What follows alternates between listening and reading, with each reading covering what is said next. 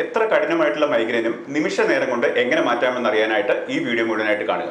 സാധാരണയായിട്ട് chronic pain, അതായത് വളരെ കാലമായിട്ട് അനുഭവിക്കുന്ന തീവ്രമായിട്ടുള്ള വേദന ഉള്ള രോഗമാണ് മൈഗ്രെയിൻ എന്ന് പറയുന്നത്.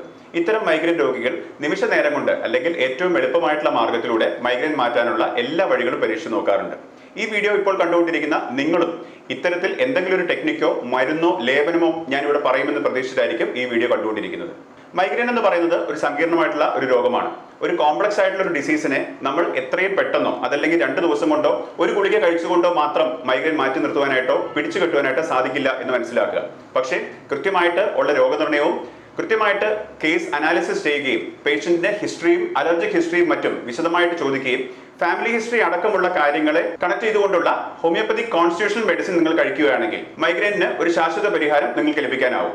താൽക്കാലികമായിട്ട് വേദന കുറച്ചു കൊടുക്കുക എന്നുള്ളതിനുപരി കൃത്യമായിട്ടുള്ള ചികിത്സയിലൂടെ കൃത്യമായിട്ടുള്ള മരുന്ന് എടുക്കലുകളും ജീവിതശൈലിയിലുള്ള മാറ്റങ്ങളും വരുത്തിക്കൊണ്ട് മൈഗ്രെയിൻ മാറ്റി കൊടുക്കുക എന്നുള്ളതാണ് ഞങ്ങളുടെ ചികിത്സയിലൂടെ ഉദ്ദേശിക്കുന്നത്. മൈഗ്രെയിൻ ഉണ്ടാകാനുള്ള കാരണങ്ങളും മൈഗ്രെയിൻ രോഗികളിൽ വരുന്നതിന്റെ ലക്ഷണങ്ങളും എല്ലാവർക്കും പലതായിട്ടാണ് കാണാറ്. അതുകൊണ്ട് തന്നെ എല്ലാവർക്കും കോമൺ ആയിട്ട് കൊടുക്കാവുന്ന ഒരു മരുന്ന് ലഭ്യമല്ല, അതല്ലെങ്കിൽ അത്തരത്തിലുള്ള മരുന്ന് കഴിച്ചുകൊണ്ട് നിങ്ങൾക്ക് മാറ്റം വരണമെന്നില്ല എന്ന് നിങ്ങൾ മനസ്സിലാക്കുക.